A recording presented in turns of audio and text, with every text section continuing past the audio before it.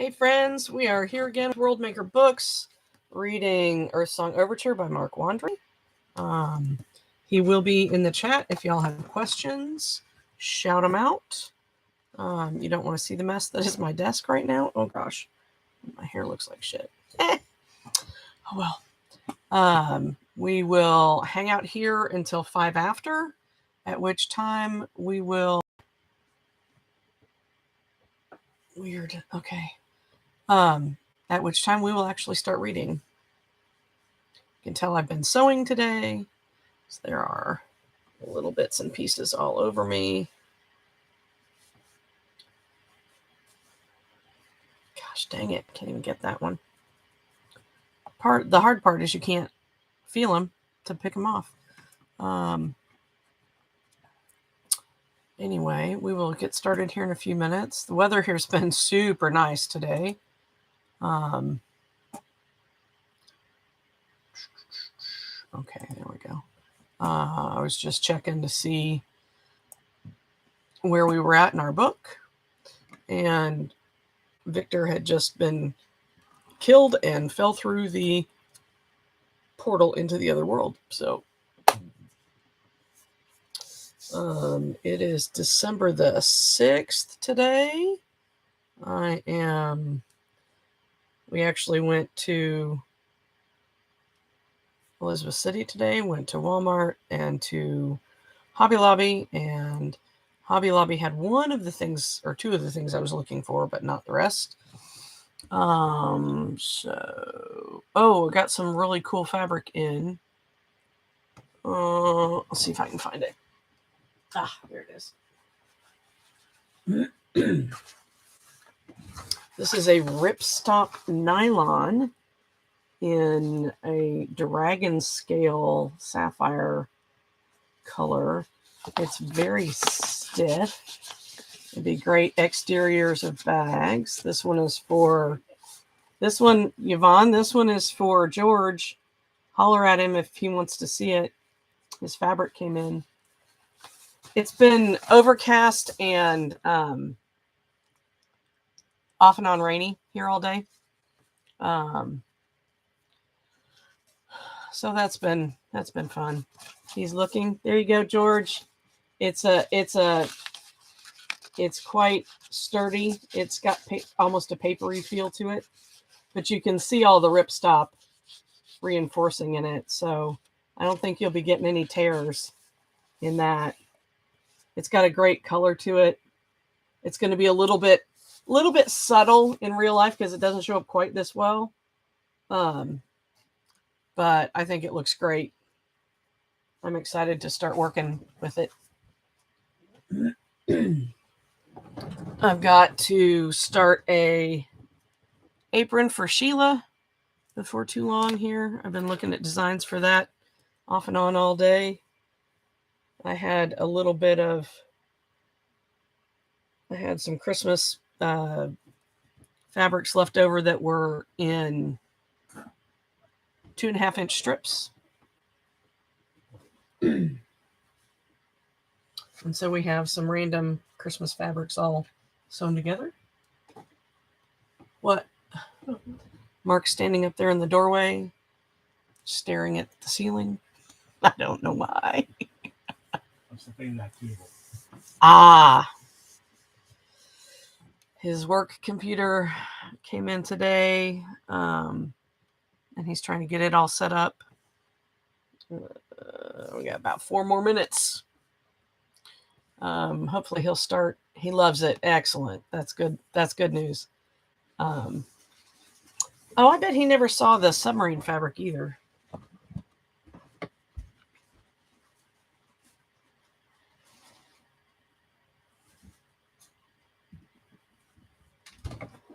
This fabric is really cool.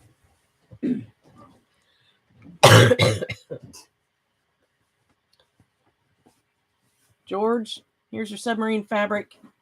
It's more yellow than it looks here. It's really quite bright yellow. There we go. Look at that. Yellow submarines.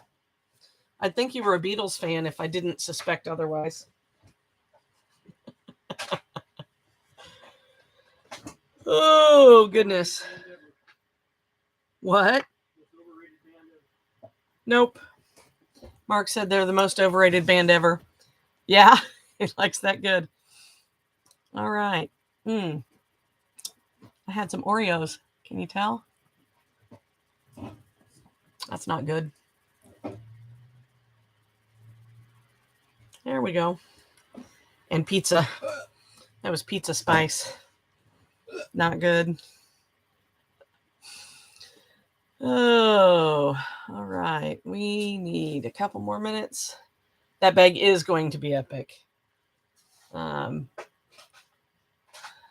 need to double check one more thing before I start making it. Does he need a computer sleeve or just this is mostly for hauling books? That's what I need to know. Because he said not to make it the size of his computer. So, because he mostly wanted to haul game books in it.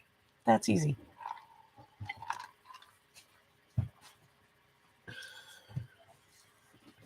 I left my cup with its, just for books, okay?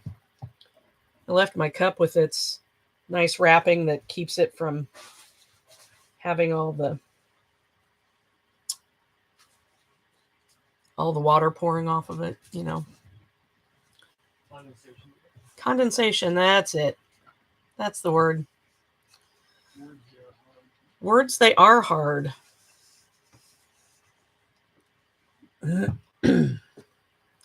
So every time I pick up my water, I get full of condensation.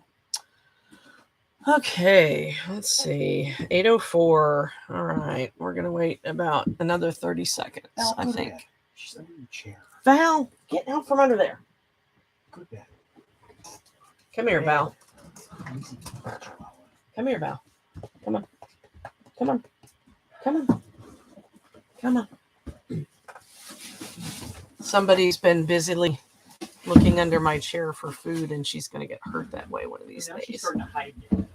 All right, we are going to get started. Victor had just been killed and fell through the portal and died. He fell through the portal. Whatever. He'd been shot several times, fell through the portal, and died, as I'm corrected. Okay, in the command center, people were cheering and slapping high fives. Even Volant was grinning through a hydrocodone-induced haze. Mindy was trying not to be sick. The drone cameras had provided incredible high-definition live images and infrared imagery of the assault, which she could only think of as a slaughter. The people who'd taken the portal looked like anyone she'd seen on the streets of New York after arriving. They didn't look like dangerous cultists who deserved to be systematically gunned down.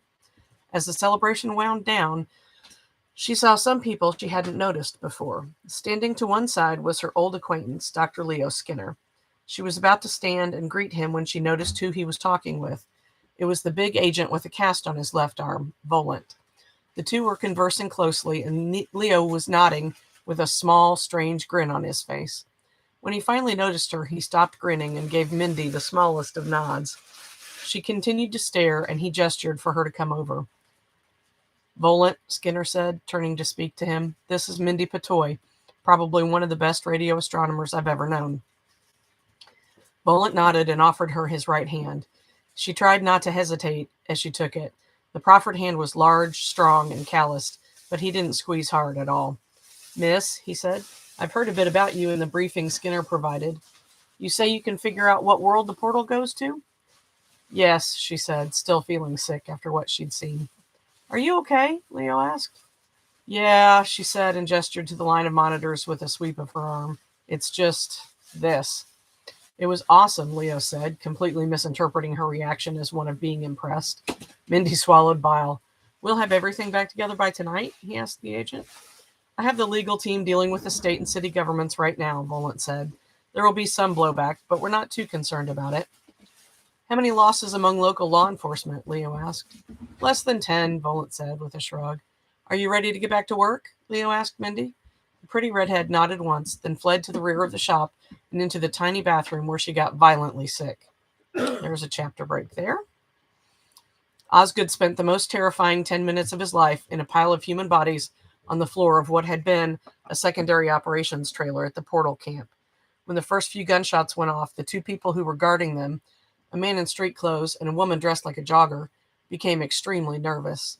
They alternately pointed their weapons at the scientists sitting and standing at the rear of the crowded space and at the door. As the level of gunfire escalated dramatically, the man shouted something unintelligible at the woman and then rushed out into the growing battle. Osgood felt annoyed after being rushed out of the dome, and those feelings progressed to disgust as they jammed him in with dozens of other people who were, like him, hostages. When the shooting started, he hoped someone would soon rescue him. Mere seconds later, a bullet shot through the trailer just over their heads with a crack and a shower of plastic that changed his momentary elation to fear. "Get down, you idiots!" the lone woman guarding them snarled. Osgood didn't need to have it explained in detail. He clumsily slid off the chair he'd been sitting in, a preferred place proffered to him because of his status, and onto the cold floor. When they were all moving, the woman half turned and cracked the door open, the pistol she wielded held tightly in her right hand. A bullet blew half her head off and sprayed the interior of the trailer with blood, brains, and bone. There had been silence for a half second while the dead woman stood as if nothing had happened, but then she fell as if in slow motion. Then the screaming began. What had been a slow, almost reluctant descent of people onto the floor became a panicked, impromptu mosh pit of bodies.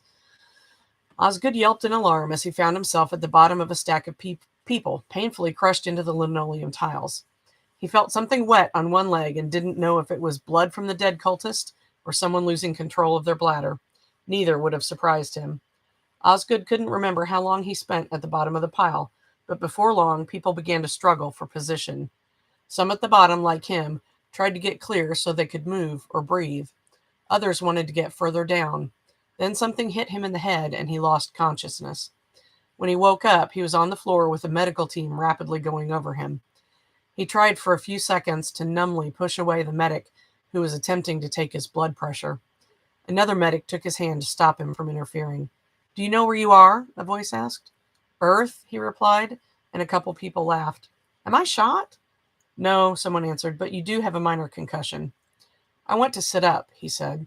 There was some brief talk between several people, then hands reached under his back to help him sit up, and he got a view of his surroundings. He gasped. It looked like the inside of a butcher shop. There was blood everywhere, and most of the figures lying on the floor were not moving. What happened? One of the medics returned some of his instruments to his backpack and glanced around the room with a shake of his head before speaking. "During the battle, this trailer was apparently sprayed with gunfire several times. You're lucky. We found you under several dead people." For the first time, Osgood looked down at himself and realized blood completely soaked his khaki pants and white lab coat. He suddenly felt worse. "How many dead?" The man shrugged, and that was worse than knowing a specific number. Two men dressed in body armor with rifles stood by the door, the letters NSA stitched in white on their vests. One of them spoke to him while keeping an eye out. "Almost 100 dead cultists, less than half that many friendlies." "I can live with those numbers," the other agent said, to which the first one nodded. Osgood swallowed. These people were willing to accept 50 dead innocents. "What about the portal?" he asked. "The thing in the dome?" the first agent who'd spoken asked. "Far as I know, it's fine." "I need to see," he said. "You'd better wait for the physician," the medic said. "No," Osgood insisted, and began to struggle to his feet. Left with a choice of holding him down or helping him, the medics elected to help. All right, there's another chapter break. I'm going to switch dogs. That's important. All right, Foil, come on. Come on. Good girl. Okay, everybody must have their attention. Needy Chihuahua number 2. Right. "Any idea who he was?" Lieutenant Colonel Wilson asked. Private Lipstitch, their only medic, knelt in the dew-soaked grass and finished putting away his instruments.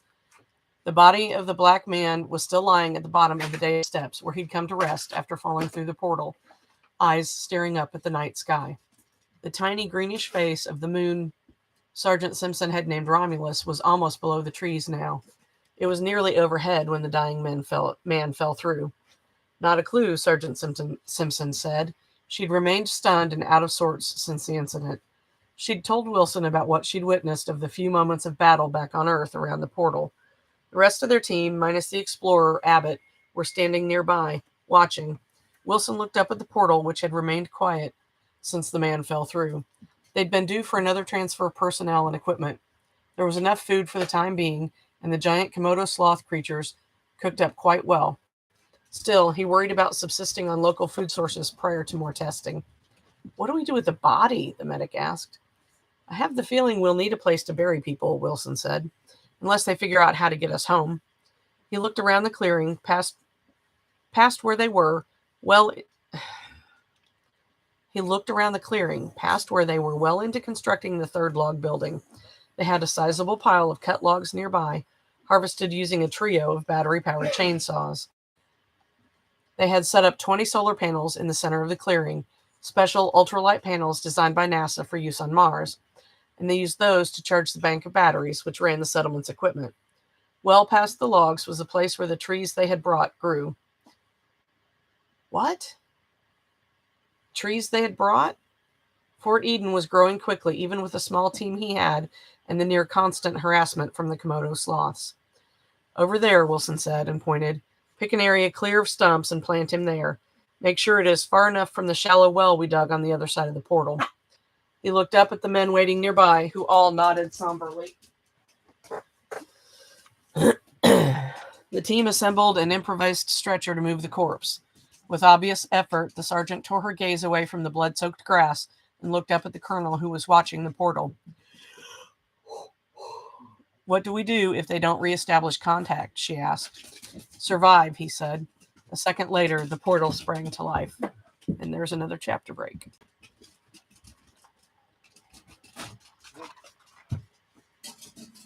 "We're fine over here," Osgood said through the laser relay. "A lot of people died."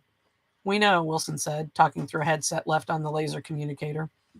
"A man fell through after being shot. Black guy in street clothes."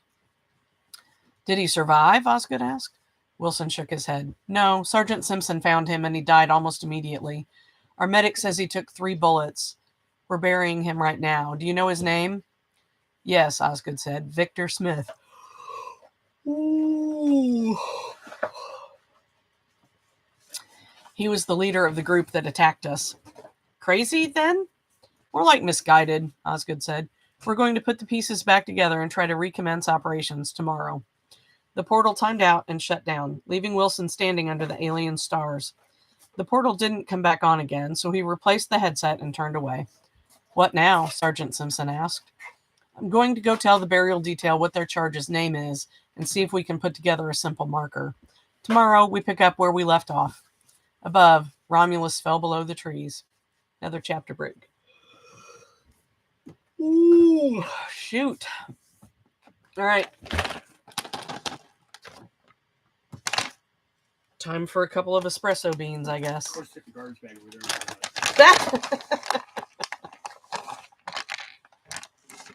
Computer, what are you doing? I didn't touch anything, computer.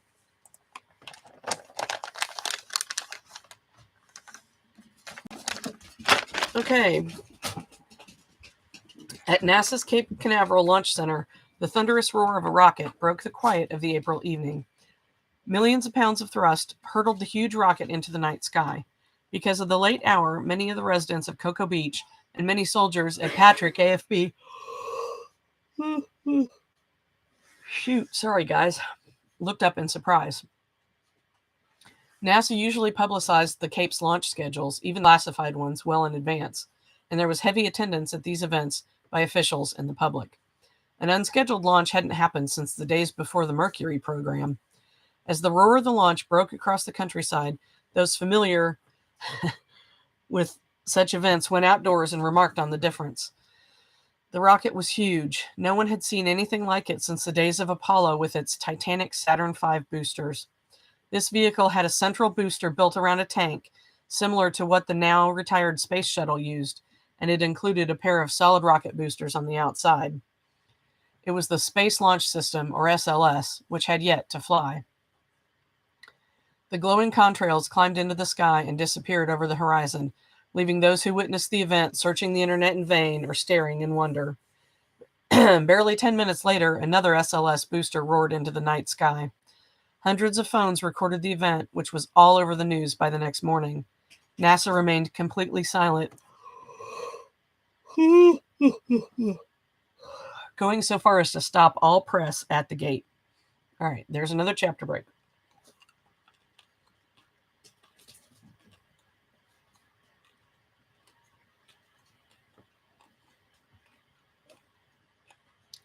Oh, and that's the end of chapter 11.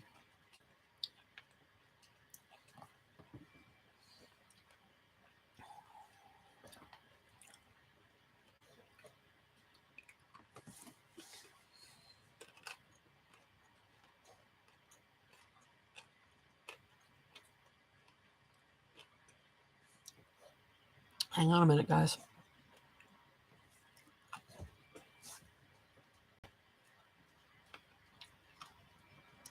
Chapter 12, April 26. Mindy sat in the little workspace they'd provided her with and fumed. After her first meeting with Skinner last night, they'd issued her an ID and took her to a hotel where she'd gotten some sleep. At 7 that morning, an agent pounding on the door woke her up. He told her she had 30 minutes to be ready to leave. She'd hurried through a shower and dressed in time to again hear pounding on her door. A different agent checked her new ID before leading her down the hall. The agent escorted her and a group of others down to the lobby, gave them a sack breakfast, bagel, cream cheese, and bottle of water, and marched them to the park. Everywhere on the street were signs of the previous day's battles. Chips from concrete, broken windows, scorch marks, and obvious bloodstains were but a few indications of what transpired. They were a desultory bunch as they moved through the war zone and into the park. She got a view of the portal dome as they took everyone to a brand new portable trailer full of computer workstations and ordered them inside. As they entered, someone checked their IDs, then the supervisor inside showed her to one of the workstations. There was a card waiting with her name on it. Mindy, welcome to the project. Please pick up where you left off. I've included direct observations from the other side. We'll talk soon when I have time. Skinner. What about direct access? She mumbled as she read her ID information off the card and logged into the system. The network was government maintained with a high degree of security. The system immediately prompted her to create a new password.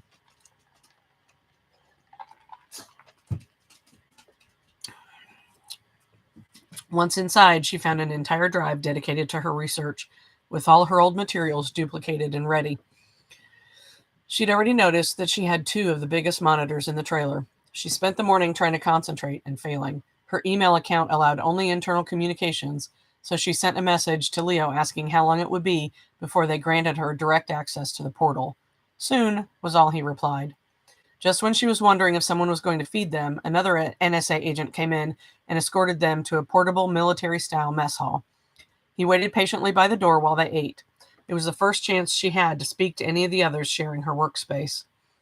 I'm Mindy, she said to a girl sitting next to her. Sarah, the woman replied and shook Mindy's hand. Are you in logistics too? No, Mindy said. Astronomer. Sarah looked confused and shook her head. The rest of us are logistics types, Sarah explained. We were all working in office spaces in Midtown before the attack happened. I understand everybody was moved here afterward. What do you do exactly? Mindy asked, playing dumb. She'd worked for years as a customs broker. She probably knew more about logistics than Sarah. We coordinate everything needed to keep the camp operating, Sarah explained. This morning we received a bunch of orders to start moving stuff from warehouses all over the region. What kind of stuff? Weird stuff, Sarah said. Not the kind of stuff we've moved before. Eric had a requisition for an ultralight airplane of all things. Mindy pretended to listen and chat while they spent an hour eating. Afterward, another agent took them back to their trailer. She noticed their escort was a different person every time. Security was crazy high, and she had to show her ID at every step. Back at her desk, she began reviewing images of the star field on the other side of the portal, but kept thinking about what Sarah had said, knowing what it likely meant. There was another chapter break. Funny. Your words are different here and there. Every now and then I'll switch the places of words. There's dyslexia and dyscalculia going on in my brain. But mostly I think I'm reading it as I see it. But I've got the Kindle version, and you probably have a print version, so. We tried to tell you that launching Excalibur would cause a shitstorm in the media, one of the men said. The room was small and crudely constructed. It consisted of a 4-sided concrete bunker lined on 2 sides with high-definition plasma screens, a service area and restroom on one side, and the exit on the other. Outside was a hallway that contained another dozen rooms just like it, a quarter of a mile under Washington, D.C. On one screen, a figure looked at the man sitting in the room.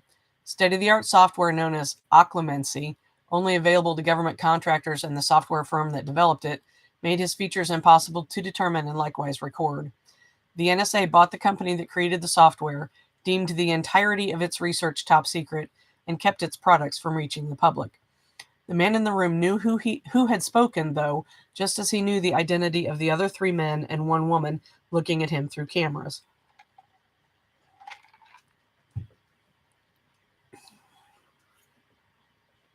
He also knew his own image was unreadable, courtesy of Occlumency.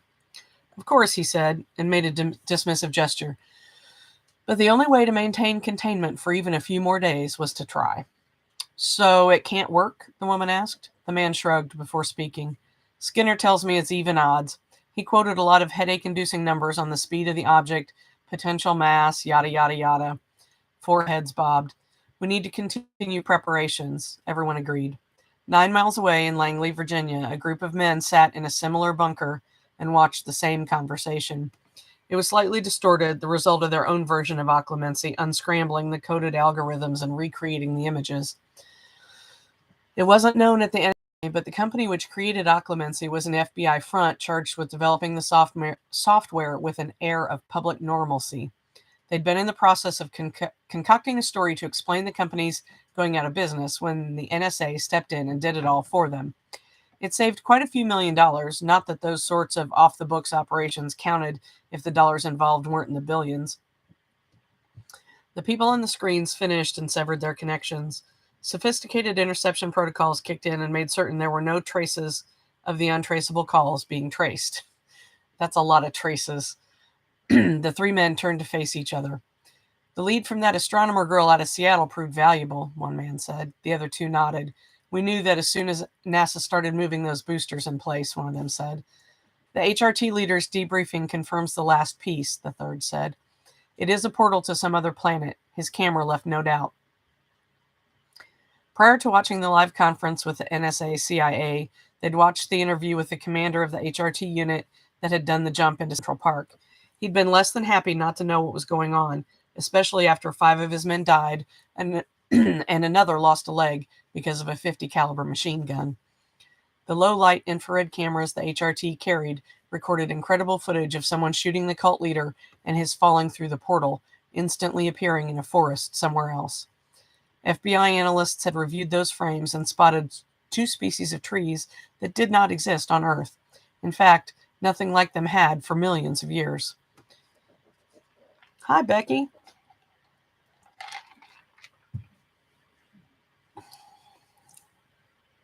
There are 11 other portals all over the planet, the first to speak said. They must be an escape route.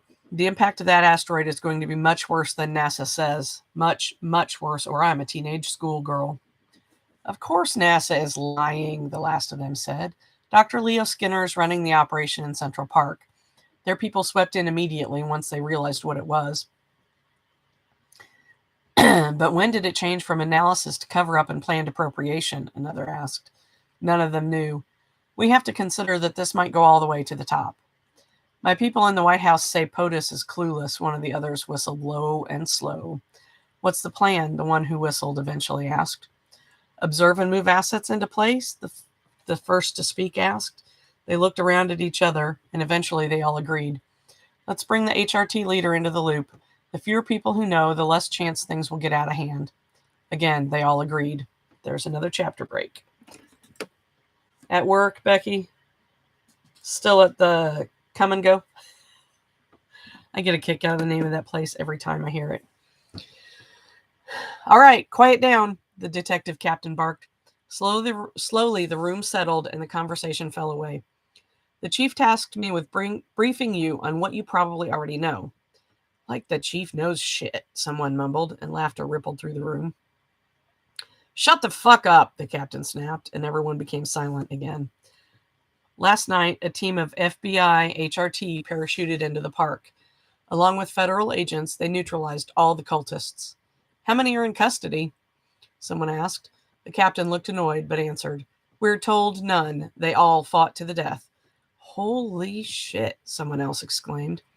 The captain nodded. Billy shook his head. So, Victor and all his people were dead. It was a shock, but he wasn't surprised. He felt badly. He felt badly because it took a load off his chest. There was no way to link him to them now. That isn't to say all the cultists, the captain looked at his notes, followers of the Avatar, are all dead. We think the leaders are, but we have reports of at least another 100 loose in the city. Some tried to get in during the Fed's assault, and NYPD arrested 26 of them. Surprisingly, the Feds haven't tried to take custody. The rest are at large. We're distributing pictures of some who escaped. It should go without saying they are likely armed and should definitely be considered dangerous. If you uncover a nest, don't play Clint Eastwood. Call for a tactical unit. He looked slowly around the room. Is that understood? Good. Any questions? Billy raised his hand and the captain pointed at him. What's on your mind, Harper? What's the mayor have to say about the Feds causing another pitched battle in the city without giving us any warning? The mayor ain't said shit, the captain admitted. We have 5 confirmed dead civilians in Central Park West from that .50 caliber fire inside the park. The FBI, NSA, and other alphabet soup say that was these cultists, but we know they didn't have anything bigger than small arms, so it must have been some of the hardware they lost in the park when the followers took it. And before anyone asks, no, they haven't said what the government is going to do about the GW either. The captain was referring to the George Washington Bridge. 2 hours earlier, shortly after dawn, a dozen APC and tanks had rolled across the bridge and quite literally tore the shit out of the bridge deck. The captain continued, the civilians have had enough. We're seeing tourists and the uber-rich fleeing from Manhattan.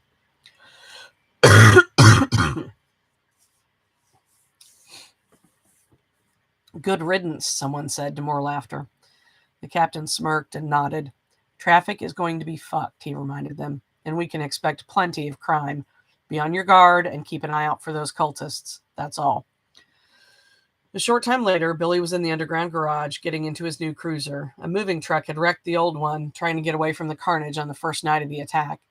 He signed into the computer and, just as the captain warned, found 5 theft calls awaiting his response. As he pulled out of the garage and into the barely moving traffic, he had a suspicion it would be a long time before life returned to normal. Then he wondered if it ever would. All right, there's another chapter break.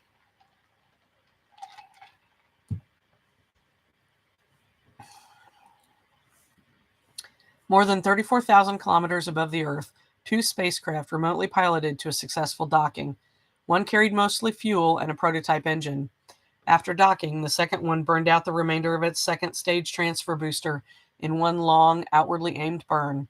When it was out of fuel, the booster fell away and the prototype drive blazed to life, climbing and gaining speed until many hours later it broke free of Earth's gravity. It continued to burn hour upon hour, gaining speed as Excalibur left Earth behind. Chapter break and end of chapter. Chapter 13, Intermission. Tensions around the globe grew steadily worse. Egypt lodged an official complaint with the UN stating that Israel launched a covert operation on their soil and stole something vital to national security, though they refused to disclose exactly what that item was. They released photos of bodies and cell phone recordings of a gun battle, but the perpetrators did not appear to be of any particular nationality. Israel's only response was that Egypt should look toward the likes of ISIS or Iran for a source. U.S. defense analysts noted that Egyptian military elements were moving north. NASA issued another vague and somewhat conflicting statement concerning asteroid LM-245. They said it appeared true that LM-245's orbit was altered, though they did not say how, and that it was now classified as an Earth crosser. Sorry, nose is running, guys.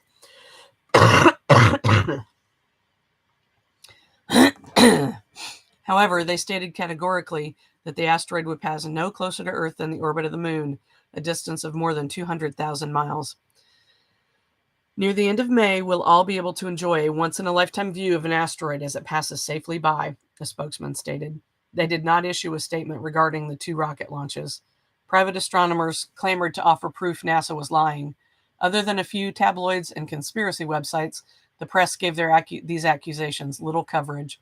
Other nations, such as Russia and Japan, remained silent on the matter. The government of India also had no comment as they struggled with their own alien portal. Keeping secrets of that magnitude was not one of the Indian intelligence community's strong points. Word leaked out through various channels and found its way to Pakistan. Officials in Pakistan's intelligence community were privy to world reports containing several alarming facts. First, there were more of these portals. Second, the asteroid the British first reported weeks ago was coming toward Earth and could collide. And last, Pakistan didn't have one of the strange portals. In a rare moment of clarity, Pakistan's intelligence community realized the implications. As is often the case in these matters, hotter heads prevailed. Realizing the Israeli operation in Cairo was real, and having uncovered its purpose, elements within the Pakistani government attempted the same feat, though with much less success. 4 Pakistani Air Force CASA IPTN CN-235 Spanish-made transport planes flew low and slow over the Indian frontier, penetrated Indian airspace just after 1 a.m., and managed to get all the way to New Delhi before a civilian Boeing 747 from Air India on its final approach to Indira Gandhi International Airport spotted them. Indian F-16 fighters intercepted the Pakistani aircraft and forced them to airdrop their passengers almost 5 miles from their target, New Delhi's Pusa Hill Forest, where the portal was located. What followed was a 3-hour-long firefight in the suburbs of Janakpuri, Harinagar, and Maipuri, while the CN-235 transports sacrificed themselves as a distraction. Out of the 252 men and women who parachuted from the transports, 91 arrived at the forest, mostly in groups of 2 to 5. There were many wounded, and most lost at least some of their substantial packs of gear. There they met India's Force One, 216 of the country's best-trained warriors, tasked with defending the portal and preventing what happened in Cairo. India knew full well what they had, and they were preparing a team to use it. The Indians wiped out the Pakistanis, who never got within sight of the portal. Pakistani air commanders ordered the fighters that escorted the transports to the frontier to fly in and destroy the portal. All 12 of the Chinese J-7 interceptors went to Mach and dropped their external fuel tanks for maximum speed. They covered the distance in less than 10 minutes. The Indian F-16s were far superior to the J-7s, which were a remnant of the Soviet-U.S. Cold War, but the Indian fighters had been in the air for an hour and were low on fuel. Even so, they downed 9 of the 12 J-7s and damaged another. The remaining 2 reached their target sector but could not locate the target. They knew the forest concealed their objective, but not the actual location of the portal. The Indians believed in a layered defense, so the Force One unit had portable anti-aircraft missiles. When a surface-to-air missile hit one of the 2 remaining Pakistani fighters, the last pilot tracked the attack and located the portal. A second before his jet was blown from the sky, the Pakistani pilot released a single Ra'ad-2 missile, which homed in on the target. The weapon struck the portal dead center of the dais. For a split second, the forest in the center of New Delhi was the epicenter of a release of a tiny volume of plasma, which only a moment before had been near the center of the convection zone of an O-class star. What? Yeah, oh, okay. Stephanie Osborne helped with this. Oh, did she? The events of the next few microseconds only happened in the center of devices like the Large Hadron Collider, but they were a few thousand orders of magnitude bigger. The plasma was more than 100 million degrees and under inconceivable pressure. At its release, it expanded at nearly the speed of light, its sheer temperature inducing fusion with everything it touched, including the air. The blast's yield was impossible to estimate at the time, but it consumed the better part of 5 cubic miles of New Delhi and turned it into a nuclear fire. Later, scientists would estimate the yield in gigatons. The shock wave rolled out at 100 times the speed of sound, completely vaporizing everything from concrete high-rises and massive steel bridges to small mountains. Inside of 250 miles, nothing lived, not even bacteria. Death followed the brilliant flash, instantly transporting 100 million souls from life into death. Beyond that, the blast ignited buildings like plastic toys under a blowtorch. For another 150 miles beyond that, the blast burned everything to a crisp, and the shock wave that followed tore it apart. Though the curve of the earth shielded distant cities from the direct thermal flash, the air above them ignited, consuming everyone and everything below. As far as 600 miles away, aircraft traveling at 35,000 feet melted into sprays of aluminum raining down from the sky. The blast threw billions of tons of debris into the sky, and a mushroom cloud bigger than any previously ever seen soared into the upper thermosphere, sending bits of New Delhi into orbit. This is fine. Only minutes later, parts of China and Nepal experienced a rain of molten rock. Forests in Bangladesh and Myanmar went up in flames, and the ancient city of Dhaka burned to the ground. Less than an hour after the missile exploded, 1 billion human beings were dead, and 100 million more would soon follow. End of chapter. Whew. All right, we'll go for approximately 10 more minutes. Chapter 14, May 3. The city of New York experienced the first shockwave of India's death 2 hours later, after the pressure wave traveled all the way through the planet. It only registered 2.4 on the Richter scale, so few people perceived it. The same wave would rebound around the planet several more times, like the ripples in a bucket of water after dropping in a stone. New York was far from the epicenter and wouldn't feel the true effects for some time to come. Mindy was about to go to bed, it being almost 10 p.m., when she heard a scream down the hall and changed her mind. In less than a minute, the hall was full of women in robes and men in pajamas. The disturbance was at the other end of the hallway, so it took time for everyone to migrate in that direction. She didn't find out for days that the scream came from a young woman of Indian descent who had a vast family living in India. She found herself squeezed into the doorway of a hotel room identical to hers. On TV was a broadcast relayed from the International Space Station. Mindy recognized its location, moving south and passing below the equator above the Indian Ocean. The image was grainy, which was strange, and someone was speaking in rapid-fire Russian. A person groundside was translating. "We were out of position on the last pass, Crackle, a good view, but now you crackle it quite well. Hiss, ain'ts and gods protect us." The image moved north to show the remains of central India. The blast still propagated outward from the epicenter, which Mindy unconsciously placed in northern India. An asteroid, she thought to herself. There was a column of ejecta climbing into the sky. The camera panned up to show where it spread and moved outward, going all the way into space. The map showed bright streams of fiery ejecta raining down on Earth. "What does it mean?" someone asked. "It's that asteroid, LM something," someone else said. "No, it can't be," Mindy said. LM-245 isn't due for weeks. "How do you know?" a woman next to Mindy asked. "I'm an astronomer." The woman's mouth fell open. The ISS broadcast broke up into static as the station continued its orbit. Mindy knew there was a ground tracking station in India. She doubted it was working anymore. Eventually, she made her way back to her own room where she watched the news by herself, where she didn't have to listen to the wild speculations of her coworkers. None of them had connected the portal only a few blocks away with the one in India. As she listened to the late-night news anchors talking about getting aid to the area, she tried to calculate the size of a blast that could cause that much destruction. 500 megatons? A gigaton? She didn't know. That sort of physics wasn't her cup of soup. She finally drifted off around 3 a.m. The next day, she sent an email to Leo Skinner. Her message was simple. "Was that the Indian portal?" He replied by lunch. "You know about that?" She replied, "I can watch the news and put things together." "Yes, we think it was the Indian portal," he eventually replied. The physics team at JPL put the yield somewhere around a gigaton. Osgood is glad we never tried too hard to penetrate the portal dais. Mindy stared at the computer screen, trying to imagine what could have caused the blast. It had to be antimatter. As she had multiple monitors and a fair amount of incoming bandwidth, Mindy became the trailer's source of news.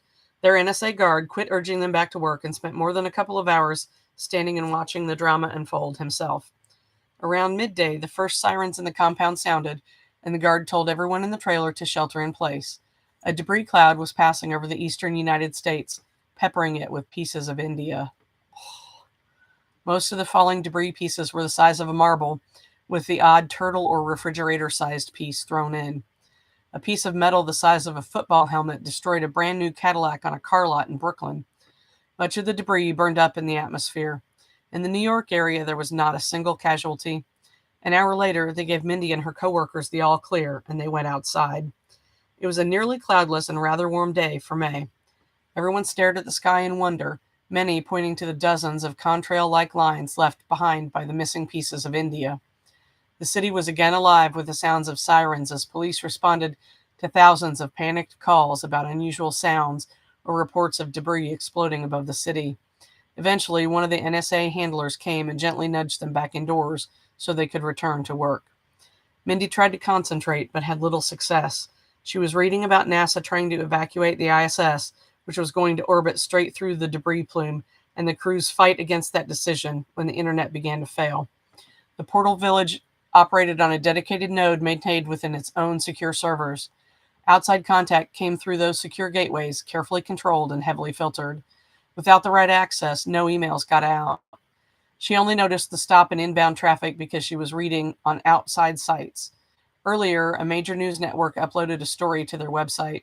The story was almost complete when the New Delhi blast occurred, so the producers pushed it out to take advantage of the unbelievable spike in web traffic. She found an article to the Indian story that was impossible to miss. Secret government report leaked. NASA scientists confirm asteroid LM-245 will hit Earth. When the internet came back late that night, the story was gone, as was the news agency that reported it. However, an adage of the information age held true: the internet is forever.